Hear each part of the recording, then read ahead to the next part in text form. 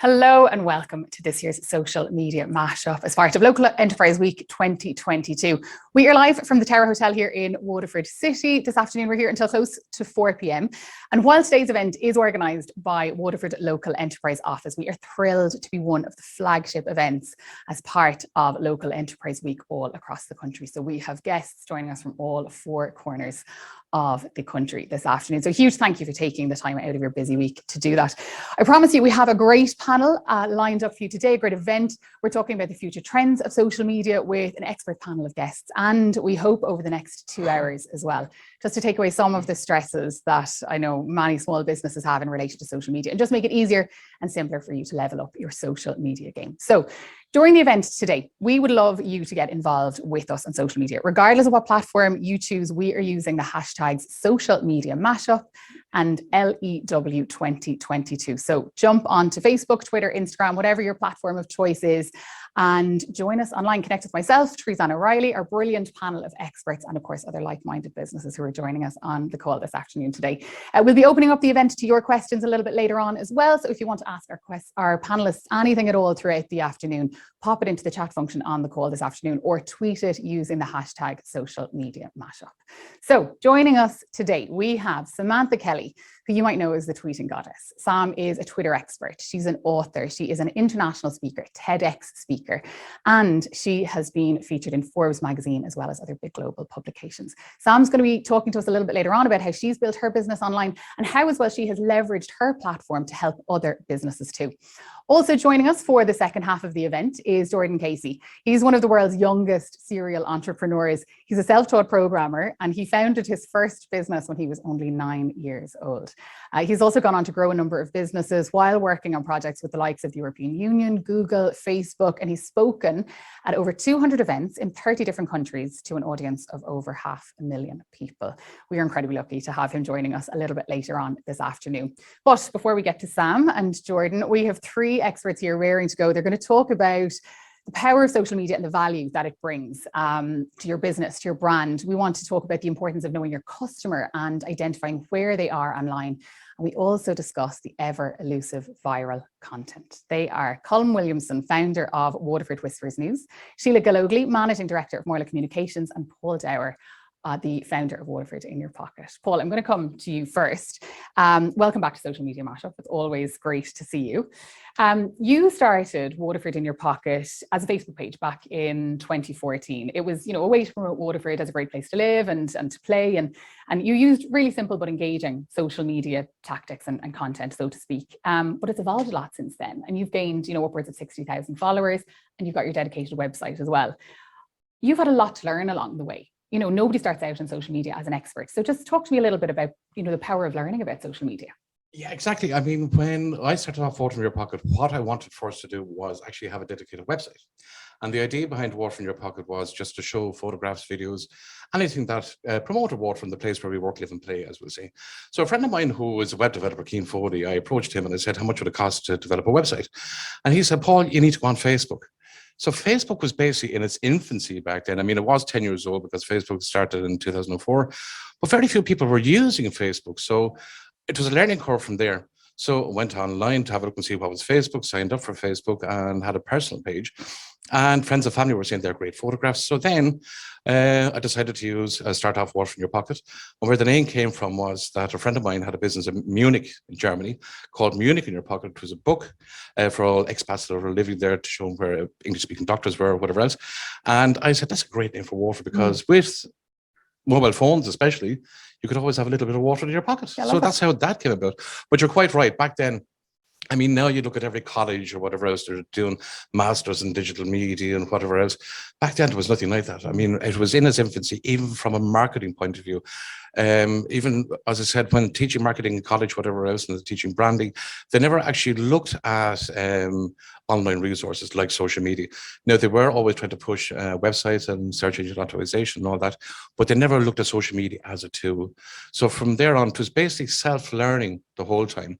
And as time progressed then, there was other businesses started. For example, there's one that I follow, I would advise everyone to follow, socialmediaexaminer.com, that they give out daily information about new trends, new apps, new things about social media, I suppose. But back then there wasn't any of that.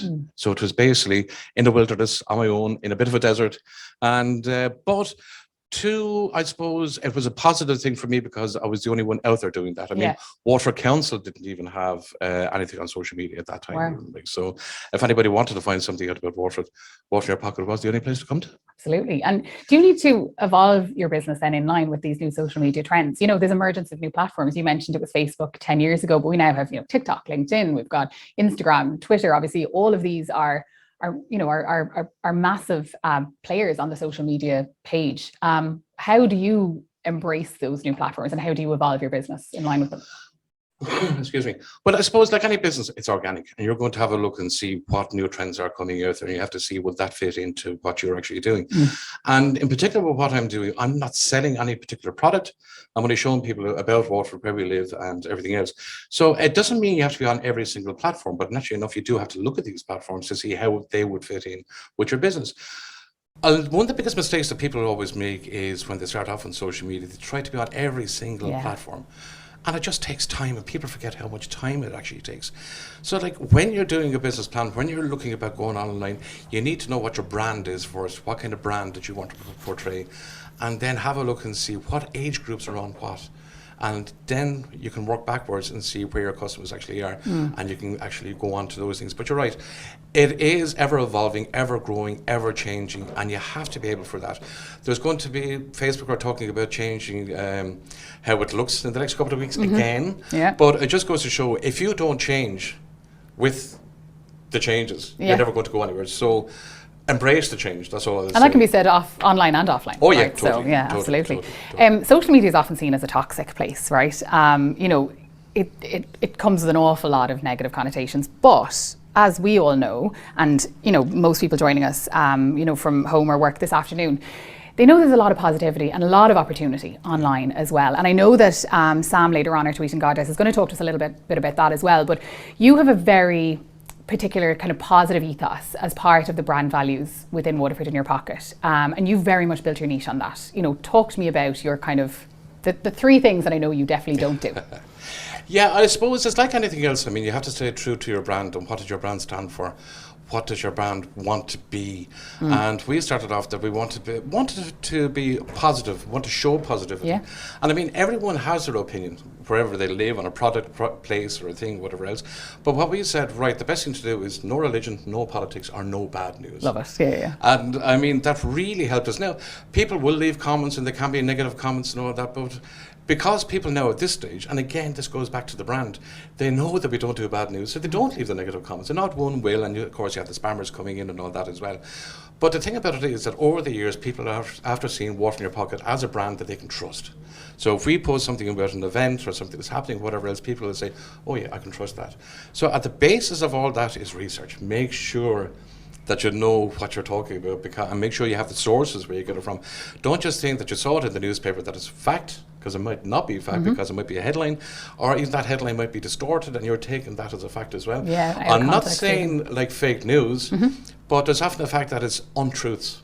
Yeah, absolutely. And so, like, this is why you have to be so careful there as well. Don't forget, there is other social media platforms out there that they will promote bad news and nothing but bad news. And this is where they're getting the clicks from, and they're hopefully getting the reach and all that. But you see, don't forget, bad news sells. Of course it does. So this is why we're not interested in the that was in traditional media long before social media. So positivity, that's what we want to do. Yeah, totally. Growing your presence on social media can be very tricky, right? As we all know. there's no shortage of these companies and firms. I know people at home will know what I'm talking about when I say, you know, these offers to like beat the algorithm and, you know, get instant engagement on your social media platforms and get, you know, massive amounts of followers. They're kind of these social media get rich quick schemes almost. How can you identify those false promises? And, you know, is there anything that you think you should invest in, or what's your experience kind of the best way to grow and engage your audience, but maybe do it authentically and organically? Well, the best thing about all these, and I always laugh when I hear about that, like beat the algorithm and all that. The first thing is they will always charge you for that. You see, so the minute they start charging the money, you can turn and say, wait, there's something wrong here. There is no secret. That's what I have to say to people, because for the simple fact, it's hard work, it's consistency, and that's what'll get it there. But stay true to your brand. If you start chopping and changing your brand along the way, that means people will get confused and they won't understand what you're on about at all. And I'll give you an example that we would reach, on average, about 250,000 people every single week on Facebook. That would be our reach. Now, that is niche because we are Waterford based. So our growth rate is there's only about 100,000 people in Waterford. Yeah, 110,000 people is the population of Waterford City and County. But it just goes to show that the diaspora is out there, friends, family, whatever else. But the thing about it is that we stay true to what we're doing the whole time, whether it's photographs, events, and one thing that we do every night of the week is at 10 o'clock we have a giggle before bedtime. Now, this all started off as a joke, as a giggle, but it's after getting so popular now that if we post that at 10:05, let's say there's a power outage or something like that, what happens is we get emails. Where's the giggle? I can't go to bed. You see? It's a destination at this stage. You see? So, but the thing about it is you find things that work for you. And there's one thing that I always found is as well that social media means it's social, you're a community. Promote businesses that are in your area as well. If you're out for a coffee and your business is in the area, promote where you got that coffee from. It's all of us in it together. So it's not necessarily just you on your own. You know? I mean, it's you know, we call them social networks, right? If you take those two words apart, being social, you know, engaging with other people, and networking, and, you know, again, it's kind of engaging with other people. And that's it. And social media. I know that's going to be a resounding theme throughout a lot of our chats today, is that social media is about people, and, you know, we very much want to kind of get that across today. But I love that you touched there on as well, like a destination post. I mean, it's so easy when I say it's so easy, you know, everything's easy when you know how or when you have the time to do it. But, you know, there's a lot of opportunity maybe for businesses to kind of say, right, we're going to offer our tip of the week, a tip of the day. Maybe it's just, you know, the one time, you know, the same time every Wednesday or whatever. You know, you do it, as you said, every 10 o'clock every evening. Yeah, and this is what people always get anxious, like when they hear about do a social media plan. But like, to break it down in simple terms, right, there's a few things you can actually do. There's 12 months in the year. There's 52 weeks in the year. There's 4 seasons. There's other events during the week, like, so we'll start off, let's say, for example, Christmas.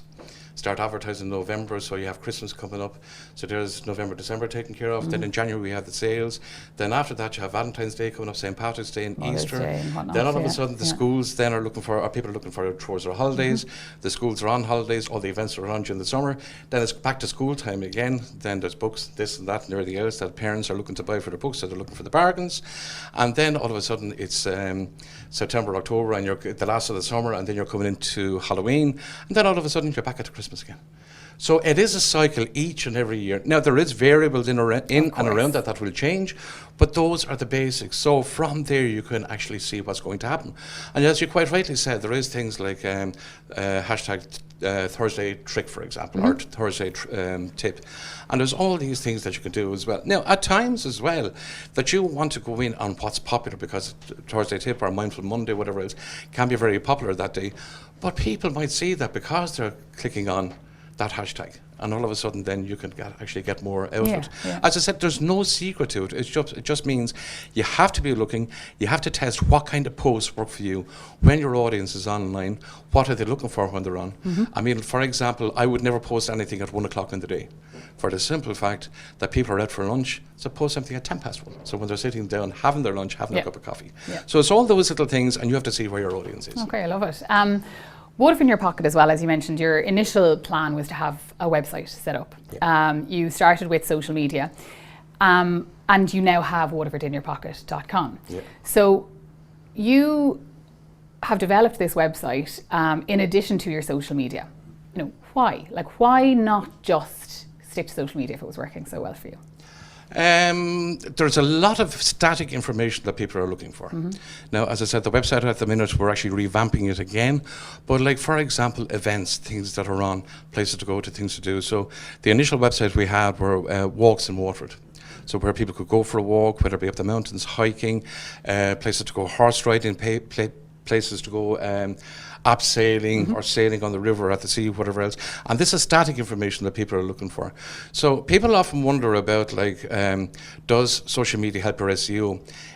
At the end of the day, it doesn't, because they're two separate things. But what you're looking for is that people to click on that link in the social media. Bring them back to your website. So then it brings you back to the website. They'll share that link again. So by default, your SEO is actually starting to work there. Yeah, absolutely. So this is the main reason that we had it as well. But at the moment, as I said, we're revamping the website. But even still at that, I mean, the growth potential out of that is brilliant, because there's other areas that you can actually add to the website and give a better offering, I suppose. Absolutely. And I know as well, I don't want to keep you for too much longer, but I know as well you mentioned that, should social media drop out of the sky, should legislation mean that the likes of Facebook, Twitter, Instagram can't operate in Ireland or in the EU anymore for any reason, you've got your website to fall back on.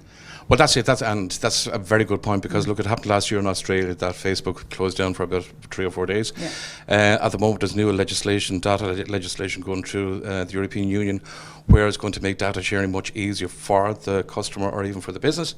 And Facebook are not too happy with this, because how do they make money? Data mining, they want to sell your data, so they're not happy about that. So if Facebook, Instagram, WhatsApp, all were owned by Meta, closed down tomorrow, where are you left? Yeah, absolutely. You have to have a website, whether it is through WordPress, of Squarespace, Wix, whatever your choice is, whatever else. Shopify. Yeah, you need to have that space, because you can use that in conjunction then, let's say, with Shopify for selling something, or Etsy.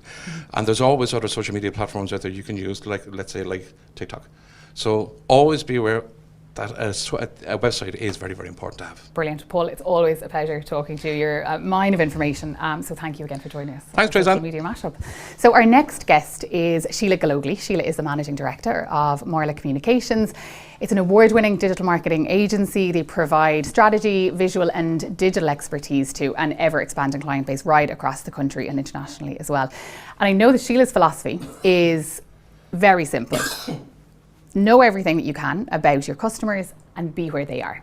Sheila, thank you for joining us. I'm going to jump straight in to this, pearl of wisdom that you've got, because I think it's so important. You absolutely have to know your customers. You need to know where they're operating. And Paul even mentioned himself as well that, a lot of the times businesses start out and they try and incorporate and embrace every social media platform. But, your I suppose your plan is figure out where your customers are first and work from there. Would we be right in saying that? Just talk to me a little bit about, Sure, yeah, absolutely. I suppose the first thing I would say is that even going long before we had digital marketing, long before we had any other platforms other than dealing directly with customers, it was really important for businesses to know who their customers were, what their customers wanted from them, etc. I suppose with the advent of digital marketing and the insights that we now have because of social media, because of Google Analytics, etc., we now can know so much more about our customers. And really, for the first time ever, that's given businesses an amazing opportunity to really understand not only their customers. When we spoke about our customers in the past, a lot of it was about the demographics, age profile, gender, all of that. Now, we can, with a little bit of research, we can find out what their challenges are, what their values are, what they're aligned with. So there's an awful lot of talk about developing customer personas, and it sounds quite academic. And sometimes when I do approach clients about it, you can see the eyes beginning to roll. But with every single customer we have developed personas with, I'd say without exception, you've got that eureka moment where they go, oh, now I get it. Now I see why you're doing this with us. So there's an awful lot out there on personas, and it can be a little bit daunting. So I suppose for the purposes of today, and really for anyone listening, the 3 key things I would say in terms of your customers: number 1, understand their challenges, nearly more so than their values, because most people, when They are looking for information. You're helping them solve a problem. And Paul referred to that already in terms of, how to do certain things. And that's not just information. Oh, no, a product. absolutely. If you're buying a product, the chances are you're buying that product to solve a problem. That problem might be a want rather than a need. It could be a holiday, capacity. Absolutely. But absolutely. But there's a solution in that product. That's it. Yeah. So it's understanding their challenges, understanding what platforms they're on, but also, and equally important, understanding the format that they want information presented in. So I might illustrate it with a really quick example. So for example, you're out there, you're selling shoes, whether it's on retail or whether it is online. You could risk thinking, well, everybody's my customer because I sell shoes and everybody buys shoes. So if you push out your content with, hi, I'm here, I'm selling shoes, come buy my shoes, you will engage absolutely nobody. If, however, you break down your customers, and all personas are looking at your customers, deciding what characteristics they have that are similar, etc. So even two of your personas within that, or two of your customer groups, you might have mothers with young children, and you might have teenage girls. Okay, so again, you're selling shoes to both, but the challenges of both of those customer groups are so different. Yes, absolutely. Your mother, you're looking at price, you're looking at durability, you're probably on Facebook, maybe Instagram, you're looking at your videos through social media. Your teenage girl, you're all about who's wearing those shoes, you're all about influencers, you're not near Facebook, possibly Instagram, but definitely TikTok, Snapchat, plus YouTube is your number one search engine of choice. Yeah. So once you understand that, you can then develop your communication plan, or, as Paul said, people hate the word plan. We're big fans of plans where we are. But, your plan isn't anything elaborate. It's knowing where your customers are and how to solve, the challenges that they're facing. And ultimately, that brings them then to you to buy the product from you as opposed to somebody else. Yeah, brilliant. And I mean, it kind of nearly comes back to, I know it comes back to what Paul was saying, is all about a plan, breaking things down, making it a little bit easier and taking it in bite-sized pieces of information where, you can really process it and then, and act on it then afterwards. When it comes to social media then, assuming a business has done some research, they have an idea who their customers are, how do you go about developing content for your business? Because oftentimes the biggest hurdle is that, that first one, like knowing how and where to start. Yeah. It is probably the biggest bane of everybody's life out there if they are on social media and they're running a business. It is, what am I going to say this week? So, and unfortunately, I suppose going back to something else Paul said, there's no quick fix here. No. It is time and effort, but you want to put the time and effort into what's going to work. So, it goes back to understanding your customers for a start and understanding what platforms they're on. But we would always recommend taking, I suppose, content, it's about being creative, but it's also about a process. People don't like the word process, but by putting, 4 or 5 hours in, once, say at the beginning of the year where you brainstorm, you really, what do my customers want? What questions are they always asking me? What issues do I know they're facing? What are my competitors doing? I'm a big fan of looking at what others are doing and seeing what they're doing well, particularly big businesses who have full marketing departments, because what they're doing, they've obviously researched. So really just start with the brainstorming session with yourself or your team, and then start breaking it out over the next couple of months, and just building on something that Paul said as well. There's so many different ways of communicating what you want to communicate. You frequently asked questions. You have, as you said already, a tip of the week. You have testimonials, and they are absolutely so influential in terms of making a purchase decision. Exactly, particularly for certain personas. So there's loads of, you can do competitions, you can do polls. There's loads of different ways of actually communicating. The one thing I would say, I suppose, just to finish up on that, is every piece of social media content you put out there, it really should either inform, educate, or entertain. Absolutely. And that's it. Yeah. So here's my product, come buy it. You're selling, and nobody wants to be sold on. As you said yourself, Trizanne, social media is social, and it's about creating engagement, and it's about creating a long-term relationship. And you will very rarely, it's great if it happens, but very rarely get a quick response from any social media post unless you have developed that relationship with the customer, and they know you and they know your brand, and they understand what you're trying to give them. Yeah, absolutely. And social media is hugely visual as well. Whether it's short form content like Instagram Reels or TikTok or even YouTube Shorts, and then you've got your stagnant imagery, right? Like beautiful beautiful pictures, maybe graphics that are branded that, you know, help to share some, you know, wise nuggets of information.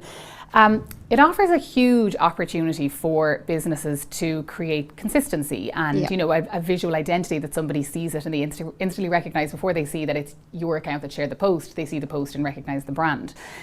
What would your top tips be for businesses who maybe have perhaps paid a fortune to get a website made and perhaps they have a visual identity designed? Because I know a lot of people do that and then maybe they don't carry that across to their social media. You know, what would your top tips be for a business to make the most out of their social media? I suppose the first thing they could do is go to a digital marketing agency. Yes. And look, I know we spoke about, you know, pausing. You don't have to, you know, to spend money on you know, these different tools, you know, too many tools or whatever. But I mean, getting a bit of help and insight from a professional agency like yourself does make a massive difference. I suppose it does. Yes, it does, absolutely. But what I would say is, you know, and you've hit on a point where sometimes a company will spend a fortune on, you know, or invest in a website, and they have a really good website, but the website is only it's only one, you know, I would say a very important part of your overall strategy, but it's only one element. So you don't want somebody to go onto your website and have a really good user experience and then either not recognize or not, you know, because you're not using. So consistency is absolutely huge. Now, it doesn't mean every post needs to look the same or anything like that. It's absolutely huge. But there's a lot of really good, you know, either free tools out there or, you know, a small monthly fee or whatever. The likes of Canva, you know, really good for business, Vimeo for video, and really, you know, once you understand how to use those tools, it's really important that you carry that through. So, you know, we would be strong advocates of, you know, for the most part, you know, your brand in the same place, and like your brand needs to be quite small because people aren't, you know, they're not going on to social media just to see your brand. But, you know, that you'd have that consistency in terms of the look and the feel, in terms of the colours, in terms of the communication, the font, etc.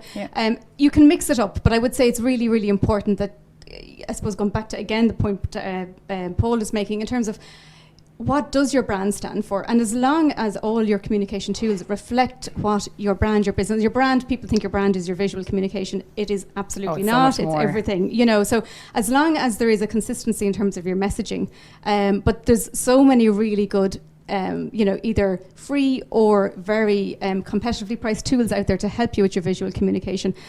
Video is absolutely huge on social, and you know, your iPhone is your video, you know, so there's so much you can do to get your message across in a consistent and professional way that actually, you know, doesn't involve having to go and pay a professional, but better off to pay for. No, and I mean, of course, you, like, you know, you guys, you do what you do and you do it so excellently, and you know, you deliver such great results as well for your clients. But you know, I imagine there's probably an awful lot of businesses on now who maybe, you know, wouldn't be in a position to afford your services right now. But it doesn't mean, because I know you guys have an awful lot of free tools in your website as well, so we might direct people to that before we finish up our chat. But you know, I suppose it's to make sure that they take even tips and pieces of advice from the likes of yourselves. Yeah, absolutely. And I suppose the other thing I would say is, you know, even in terms of the likes of HubSpot out there's loads of really good resource information out there from companies across the globe. It is, I suppose, it goes back to just having that time to go off and research, but there's any amount of information out there in terms of how to actually communicate effectively and how to use an awful lot of the tools out there, and it really is, I suppose, the limiting factor is time. Oh, absolutely. For companies. And we touched on this with Paul as well. A website is so important in 2022, right? We can't, you know, deny that. We are in the day and age as well, right, where not just any website will do, but it has to be a website that performs well, that people have a good user experience on. And it doesn't have to cost a fortune either to create a website with a good user experience. You know, what do businesses need to do? What should they be considering? So just talk to me about the kind of main areas of UX, I guess, that, you know, that you guys specialize in, that you would, you know, say to other businesses to kind of maybe take a few points on board. Okay, perfect. And you're absolutely right. I mean, I've seen, you know, websites that have been developed that have cost companies an absolute fortune, and they have not delivered, and then somebody has developed their own website and it works perfectly. And I suppose the fundamental difference there is they build their website for their customers, not for their business. So, you know, user experience is really it's very simple. It's all about the journey that a customer takes to go through your website to find what they're looking for. So, dare I say it goes back to personas again. Understand who you're targeting and understand the journey that you well, number one, understand what they're looking for, but then the journey that they'll take to find the information. But one thing we would always recommend is anyone in the business or even who developed your website, they are not the people to test your website. No, yeah. Always get, so for example, if you're targeting a boarding school, for example, if you're a business targeting a boarding school, the parents, the children, they're the people who are going to use the website. Give them 3 or 4 key tasks. And it doesn't have to be, again, something that you pay for. Just find people in that market. Ask them to go and find out what the cost is. Ask them to go and find out what the daily routine is or whatever it is. Mm-hmm. See how quickly, and you have to watch them, see how quickly they can find that information. So there would be the usability would be a big factor. The other 2 factors then would be the design side of the interaction and how that resonates with the customer. And then finally would be the technical. So the speed, performance is absolutely huge. So people will leave a website after 3 or 4 seconds. I don't think we've ever been more fickle than we are now, right? We just have no patience. Yeah. So, just a few little tips on that, just put your website through. There's loads of free tools out there to test, Pingdom, etc., to test how quick your website is. And what's great is, now I wouldn't take them too much to heart because they never give a good score, the first time you go in, but they'll give you a list of all the things that are wrong with your website. Things like that, make sure your images are optimized. That's one of the biggest issues in slowing down website would be large imagery. So there's an awful lot that you can do yourself. There's an awful lot your web agency should be doing, and then I would say go to even 4 or 5 customers. That's all you need. Get them to test it, and they will give you fantastic feedback. Brilliant. Just quickly before I let you go, let our viewers know about the couple of free tools that Marla offers on your website. Yeah, perfect. So I suppose it was something that we did during lockdown where we developed a set of templates for customers to help them through processes like developing your vision, developing your mission, user experience, content creation, etc. So we have them all on our website in a section called Academy. So within that we have our blog, which we would update at least twice a month, and we have them under templates. So I think there's about 12 templates there that they're free. You don't even have to give an email address. We're happy just to give them out to people that might find them useful to help them develop their own business. Excellent. Well, listen, thank you very much for that, Sheila. Not at all. It's fantastic to chat to you It's a today. pleasure. Thank you. Our next guest is Colin Williamson of Waterford Whispers News. He is the creator. It is a satirical site. I'm sure you're familiar with it, and if not, it has been referred to as Ireland's answer to US satirical giant The Onion. But Waterford Whispers News, also like Waterford in Your Pocket, began as a Facebook page back in, am I right in saying June 2009? Colin, are you going to correct me on that? June 2009. Okay, yeah, exactly. good work. But since then, you've published your annual yearbook, with the short stories. It's available at all good bookshops and online as well. And you've brought a tour of live performances across the country. It's, developing your business, I guess, from just being your Facebook page into a full bona fide business. Am I right in saying it began as a side hustle and is now your full-time gig? Yeah, no, it was and a hobby. Yeah. Social media has allowed you to develop it from one to the other. Yeah, I'm ashamed to say it. Only for Facebook, we wouldn't be here. That's quite all right. That's okay.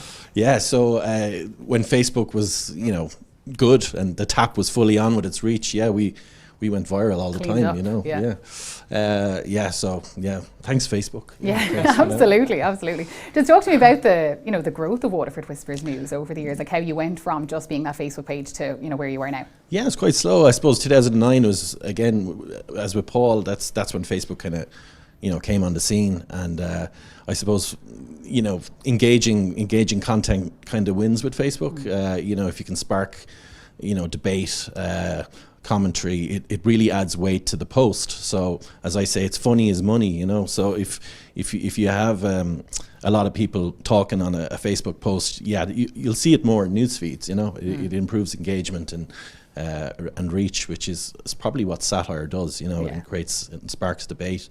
So and then Twitter came along. We don't see much through Twitter, but Twitter's great for just kind of news commentary, that kind of stuff, and then Instagram. So we've started Instagram in 2017. So we just kind of evolve with the times.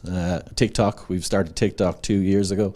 That's doing well. And YouTube as well. And YouTube, we don't do too much YouTube. Okay.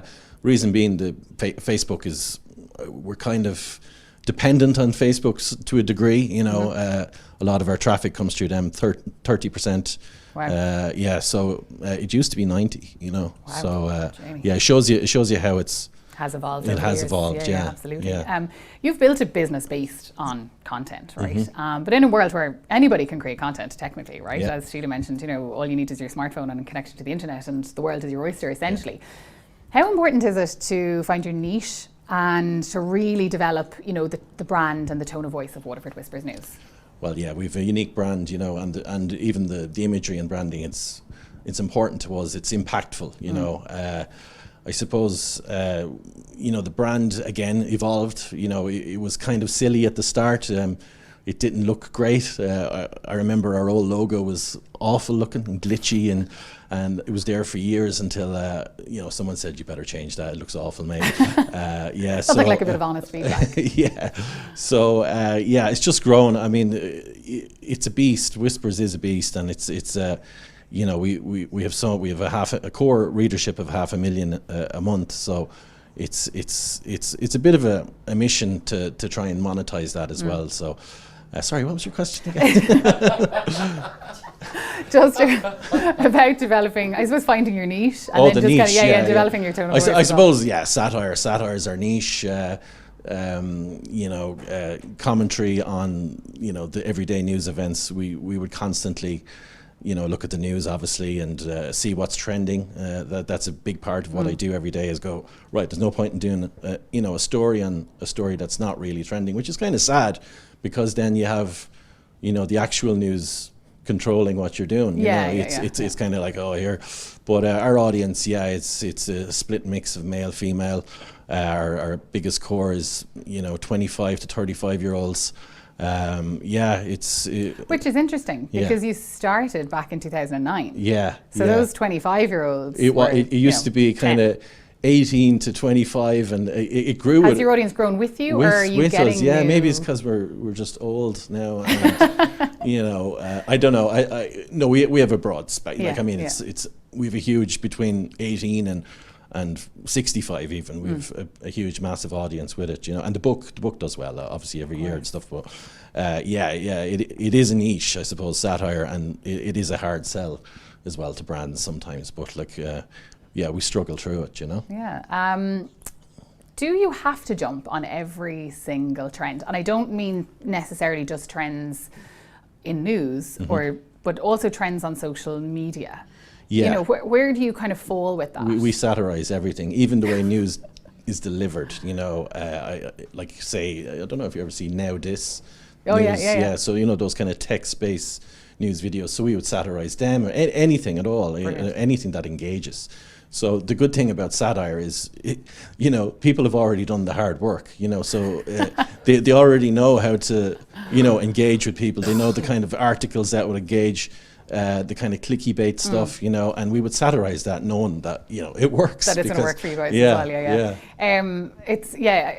you touched on something there about, God, I'm after losing my own train of thought there now, because we're kind of... He has that effect. I do, I'm sorry. Yeah. No, but social media has played, you know, a huge role in Waterford Whispers News, as we talked about. And it does continue to be hugely important when it comes to sharing content. So your business is content, right? That's your product, essentially. Yeah. But there's so many businesses here who are joining us today, and their business is not necessarily content, but content helps to promote the products and the services that they have, right? So social media obviously plays a huge role in driving that content. You know, what is it that, I suppose, what is it that people look for with content? Sheila kind of, I think, touched on it as well, between, you know, informing people, entertaining them. Yours is very much on entertainment, right? Like, I think that's very much your pillar. But like, have you advice in terms of like writing the content in the first place, you know, in terms of maybe choosing your keywords, or, you know, because I know that's something, keywords is one of those words that people, they both love and hate, and, you know, how important is it? Again, it's like the algorithm again with news content. Like Facebook, Twitter, all social networks have keywords that day that they know in the algorithm will do well and will carry weight again, you know. So it's all about, you know, seeing what's trending today. Say Cheltenham's on next week, so you do something on Cheltenham, you know, and as you said, SEO, keywords in articles, that kind of thing does help, and especially in headlines and stuff, and having, you know, those kind of keywords in, you know, straight up headlines. connecting to your website or wherever you want them to go. But yeah, it's just kind of. Is it something that you think about? Like, you know, is it a really conscious thought for you guys, or does it come more organically? Because of the nature of what we do, it's every day, and Yeah. it's not like I would go, oh yeah, that we better do something on that because, you know, da da da. But it's news, because we're satirizing the news. The news is current, and Yeah. you know, it's talking about everyday events, current events. But then again, we have other stories which we call evergreen stories, which are It's going to be my next question to you. Do you ever rely on evergreen content? all the Okay, time. Yeah, brilliant. it's our bread It's and your bread and butter. butter, It yeah. is, because we'd have local man stories, observational humor, that kind of thing, which They're my favorite. thank the you. local man. They're non-time specific, so you know, they're not dependent on the news, the current affairs, and we can post them every 6 months or every 3 months, depending on, you know, how sick of it people are.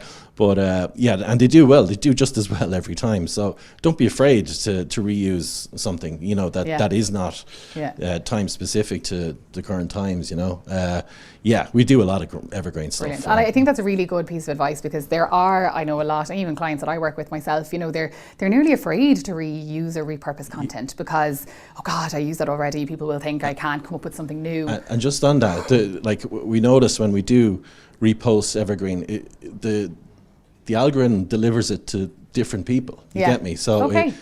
that's quite interesting. So if you post something the first time and you post it the second time, it might, you know, the people who've seen it the first time won't see it the second time mostly. They you know? also, I mean, look, I think it's important for us all to understand as well is that, you know, just when we post something on social media, it's one drop in a big ocean of Massive, content they yeah. consume that day, right? So they're not always going to remember everything you post either. So exactly. there's no harm in posting it in the exact same format, Yeah. you know, in a couple of weeks or a couple of months' time. So it's Yeah. good to hear you say that, you know. Yeah, I mean, when your reach is so massive, Yeah. you know, and creativity is at the forefront of your business. It's lovely to know that you repurpose and reuse content. It gives the rest of us hope. Yeah.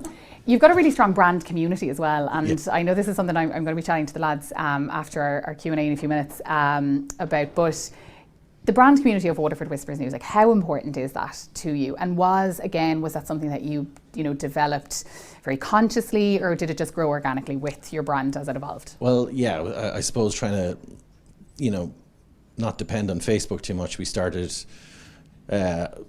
We launched a Patreon channel, you know, for fans, so we'd give bonus content, that kind of thing. I suppose the big plan with our business now is trying to get off social media so much and get people in organically through just the web page, you know, just the URL, the main page.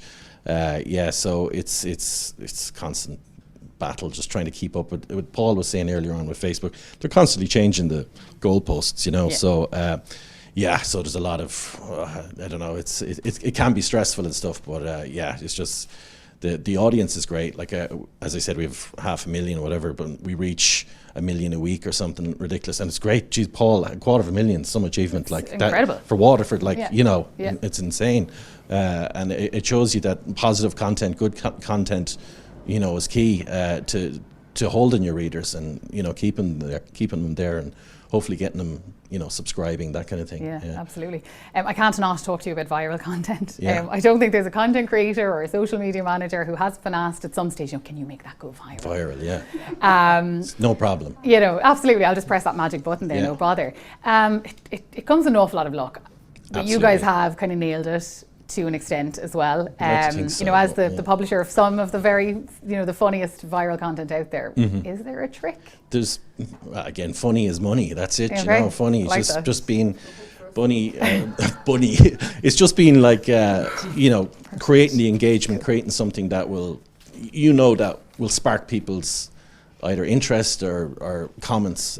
Usually the close to the bone stuff for us, when we touch on particular topics, it can drive, you know, the viral nature of engagement. And yeah, it's there's no trick to it. I like, there's plenty of times where I went, right, I'm going to put out this story now, this is just this is amazing, and then you look at it and it's like 100 likes. Oh my God, what's going on? I love the way here? 100 likes is terrible to you. Any other business would be like, yes, 100 likes. No, if it's below 1,000 for us, I'm very disappointed. Yeah. No, it's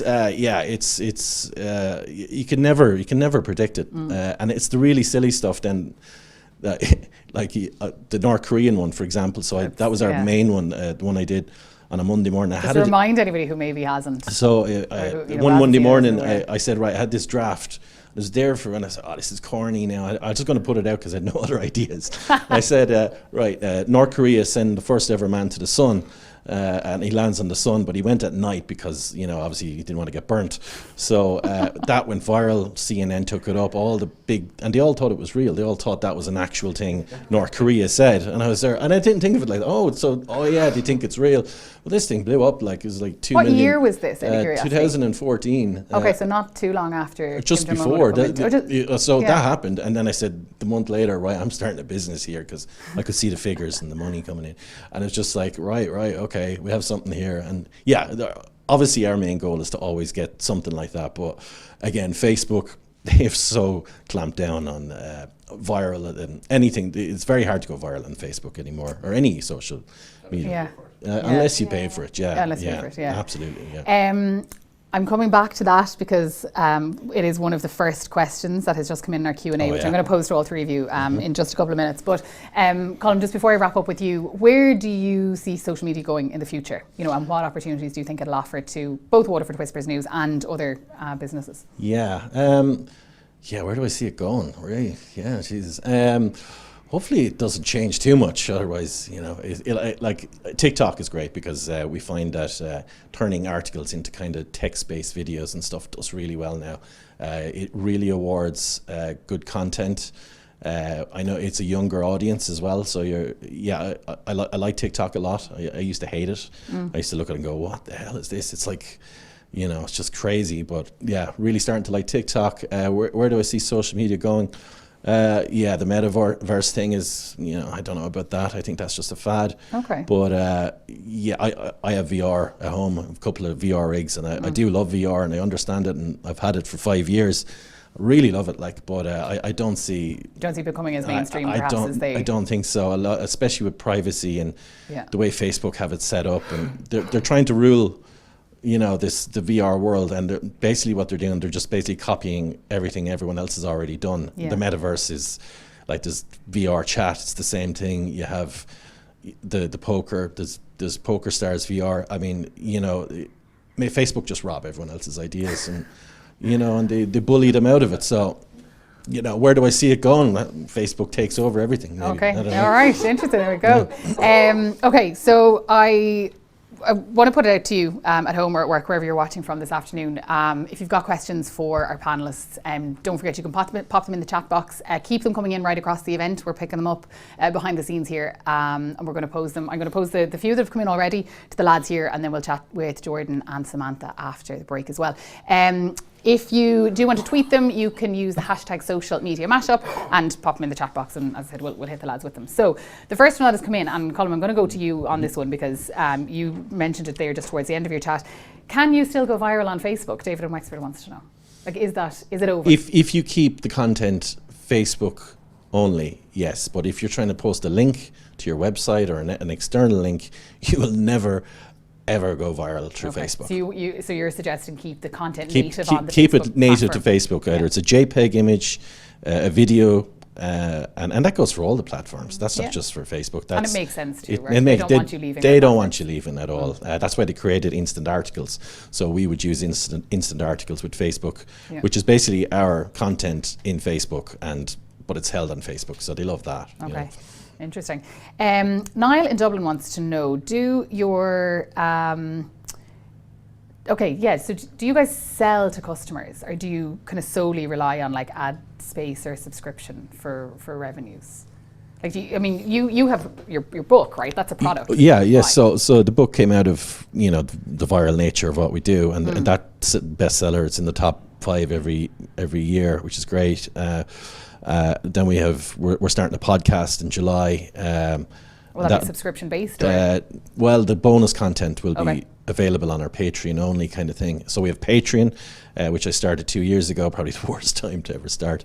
But that's slow enough. It's a hard one. If you're going to do a Patreon channel, it's just constant. You have to keep constant bonus content. And it's hard to do when you're not doing something like a podcast and stuff, and you're already burnt out from posting content. It's the book for us, the Patreon. We have I suppose we rely on a lot of programmatic ads from Facebook and Google, which isn't ideal. Will you look at things like pre-roll ads for your podcast, yes. you think, or mid-roll? Yeah. So or even just a podcast sponsor? We're going with either Acast or Spotify, I think, and they would supply kind of the ads that would play pre-roll, mid-roll, or whatever in the podcast itself. We've plenty of different avenues. The live shows is another one, that came out of the website. I'm not saying it's a big money maker or anything, but it's good fun. Yeah, absolutely. And look, everything, it keeps your fingers in lots of different pies, I guess. Exactly. Yeah. Sheila, I'm going to come to you on that, because obviously for you it's service based, right? But absolutely, yeah. Is digital products something that you guys have looked at before, or? No, I mean, we would really focus. The two core, I suppose, tenets of the business would be the brand communication and digital communication. So I suppose what we sell is our expertise. One of the things, I suppose, that we started, we always would have done some level of training, whether that would be one-to-one with the client or in a wider training format. But during lockdown, we, I suppose, again, in a way of continuing that relationship with existing customers, but also because of lockdown, so many businesses, were in touch with us straight away saying, how do I do this? How do I do that? Because it was the only way they could communicate with their customers. So we actually put together a number of very, I suppose, I'd like to call them cutting edge training programs. Yeah. So it's not, this is how you set up a Facebook. It's, this is, ultimately drive your audience, whether it's Facebook, Instagram, etc. So I suppose the knowledge is the key, the knowledge and the expertise and the skill set would be the key product that we would sell, and we now do it, I suppose, in a number of different formats. Yeah, brilliant. And Paul, I'm going to come to you then. For anybody perhaps who's running a site that is a content-based site that is perhaps it is a side hustle, as we were referring to them. But they, would like to think that perhaps they could turn it into a viable business. What kind of business model would you perhaps recommend in terms of, adding revenue stream to your social media? Well, that depends what the person themselves want. I'll be quite honest with you. Yeah, I mean, speaking from me personally, I'm a hobby photographer, like a snapper. I never call myself a photographer. But all of a sudden I was asked to take photographs. I was asked to do videography and other things. So because of that, then I started to build up the business. Plus, as well as that, training. And I mean, I suppose I'm in the game now so long that even though I wouldn't be qualified at it, that I'm after seeing all the changes over the last 10, 12 years. And that's what I'd actually, in the workshops, we'd actually go back to basics, because people forget. And often the time, they started using trends that are coming out that are actually gone out of date already. Yeah. So bringing back to basics. And same thing like how to use your mobile phone for taking photographs.